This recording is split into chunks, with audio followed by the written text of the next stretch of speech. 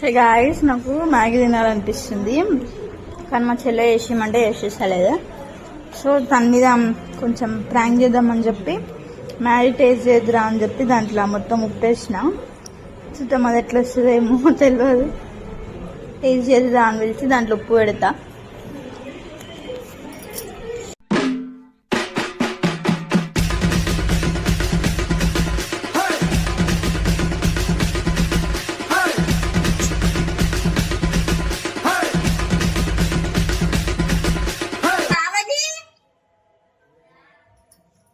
ఇది ఉప్పు సరిపోయింది కదా చూడు.